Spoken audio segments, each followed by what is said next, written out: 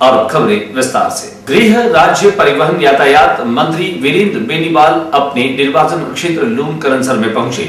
मंत्री बनने के बाद में बेनीवाल पहली बार लूणकरणसर जैसे ही पहुंचे, ग्रामीणों ने उनका जबरदस्त स्वागत किया। मंत्री बनने के बाद में वीरेंद्र बेनीवाल के व्यक्तित्व और कृतित्व को लेकर के ग्रामीणों में जहां पर उत्साह देखा गया, वहीं लूणकरणसर पंचायत समिति के अधीन तमाम ग्राम पंचायतों के सरपंचों ने भी उनका जबरदस्त स्वागत किया।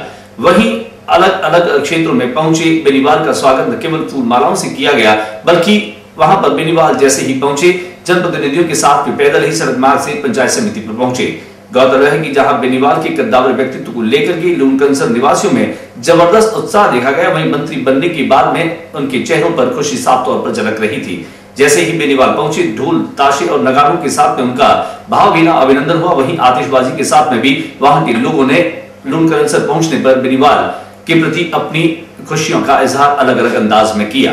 आइए दिखाते हैं आपको वो तस्वीरें जब मंत्री बनने के बाद में बेनीवाल पहली बार अपने निर्वाचन क्षेत्र में पहुंचे और वहां पहुंचने के साथ ही ग्रामीणों ने उनकी अगवानी बहुत ही जोशपूर्ण अंदाज में की।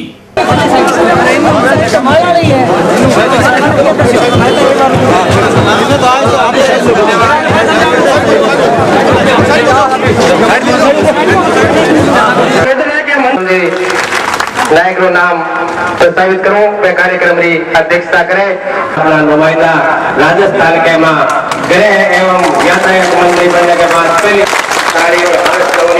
आप लोग बना देखें तीसरो हुए वास्तव में भाग और इन कवे आपने नुमाइंदे ने देखे जरा भी के प्रकर्षण के पर तो गोपिया गाँव ही भूल जाया करते दिया यहाँ सेना देखे।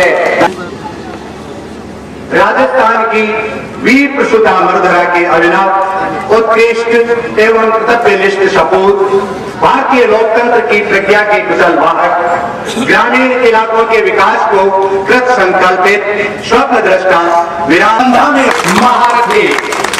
आपने राजस्थान विश्वविद्यालय जयपुर से पुरुषार्थी महामानव निर्वाचित हुए, वहीं राष्ट्रीय भाषा प्रचार समिति के आप 2001 में वो सरकार आज पहली बार हमारे बीच है। हमारे आनंद एवं अतिरेक की अभिव्यक्ति को शब्द नहीं है।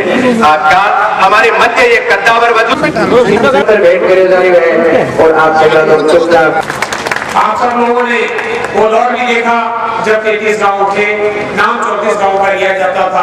राजा ने जोड़े ने एक अपना गांव बचा लिया, कैसे बचाया ये जाने, लेकिन विषय ये था कि इनका गांव जो कि सिंचित होता था उस बिंदु पर बचा। लेकिन उस वक्त समयबद्ध इसको लागू किए जाने की प्रक्रिया है।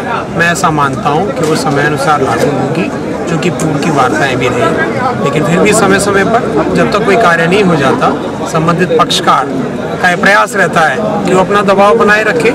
उन्होंने जो अपनी बात रखी, उस बात के साथ में वो ये बात भी जानते और मानते हैं कि जो उस समय का जो उनका कॉल था, उस कॉल को उस समय दोहराए जाने की कोई आवश्यकता नहीं समझी जा रही थी। लेकिन फिर भी माननीय मुख्यमंत्री महोदय ने अपनी ओर से प्रशासनिक अधिकारियों को और अपने साथी मंत्रीगणों को निर्देशित किया। उन्होंने वार्ता के साथ में पुनः ये विषय गुर्जर नेताओं के सामने लाया कि आपकी भावना के अनुरूप प्रयास जारी हैं।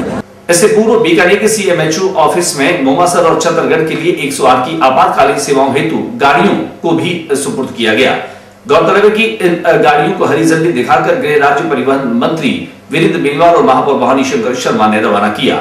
सीएमएचओ ऑफिस से साथ में रवाना हुई ये गाड़ियां, जहां पर कई और भी लोग मौजूद थे। आइए दिखाते हैं वो तस्वीरें की कैसे सुबह वीरेंद्र बेनीवाल जैसे बीकानेर पहुंचे, सीएमएचओ ऑफिस से 108 की इन आपातकालीन गाड़ियों को मोमासर और छतरगढ़ के लिए रवाना किया।